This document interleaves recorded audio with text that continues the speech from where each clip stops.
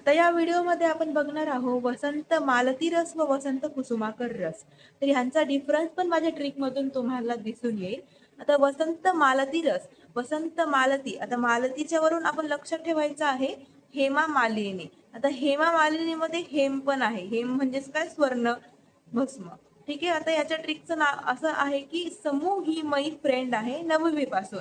ठीक आहे. समूह, समूह म्हणजेच काय, स्वर्ण, आणि ही मऊ म्हणजेच मुक्ता. ही म्हणजे हिंगुळ, मई, मई म्हणजेच मरीच, आणि य म्हणजे यशत. ठीक आहे. आता याच्या नाही का भागानुसार सांगितलं आहे. स्वर्ण 1 भाग आहे तर मुक्ता 2 भाग आहे, हिंगुळ 3 भाग, मरीच 4 भाग आणि यशत 8 भाग. जसं जसं खाली आहे तसं तसं भाग वाढत गेलेले आहे. आता ही 9वी पासून फ्रेंड आहे. 9वी पासून म्हणजे काय, हे नवनीत, हे 8चेच आहे, मर्दानासाठी वापरलेलं आहे. ठीक आहे. दुसरं आहे वसंत कुसुमाकर रस. वसंत कुसुमाकर, आता असं लक्षात ठेवायचे आहे ट्रिक मध्ये की कुसुमाकर, कुसुमाकर ना जरी लेखक असले तरी पण आपण याला गायक माझ्या ट्रिक मध्ये लक्षात ठेवायचे.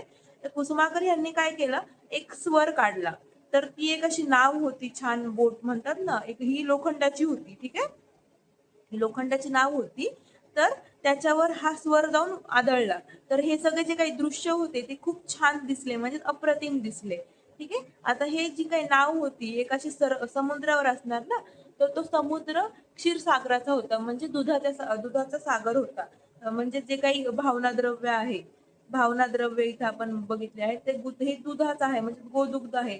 याच्या समुद्रामध्येच कोण कोण आहे, इक्षू म्हणजेच ऊस आहे, किंवा वासाचे पत्र पडलेले आहे, किंवा कदली पत्र पडलेले आहे, किंवा शतपत्र, शतपत्र्याला आपण असं लक्षात ठेवू की 100 पत्र पडलं आहे. ठीक आहे. आणि लाक्षाचे आपण जे काही बांगड्या वगैरे असतात ना ते आपण पडलेल्या आहेत. हे या ट्रिक मधून आपल्याला बघून येईल. ठीक आहे. आता वसंत कुसुमाकर रसची ट्रिक आपण डिकोड करूयात. कुसुमाकर स्वर यांचा गायक होते ना, त्यांनी काय काढला, स्वर काढला. स्वर म्हणजे काय, स्वर्ण, स्व म्हणजे स्वर्ण 2 भाग, आणि रजत म्हणजेच चांदी. ठीक आहे. ही पण ही 2 भाग आहे, म्हणजे स्वर किती भाग आहे, 2 भाग आहे. ठीक आहे. आता नाव, नाव म्हणजे काय, नाग आणि वंग. नाग आणि वंग ही पण 3-3 भाग आहे. ठीक आहे. 3 भाग. आता हे जे काही नाव कशाची होती, लोखंडाची होती. लोखंड पण 3 भाग. हे लोखंड, लोह 3 भाग. आता हे जे काही दृश्य होतं हे कसं दिसलं आपल्याला, अप्रतिम दिसलं.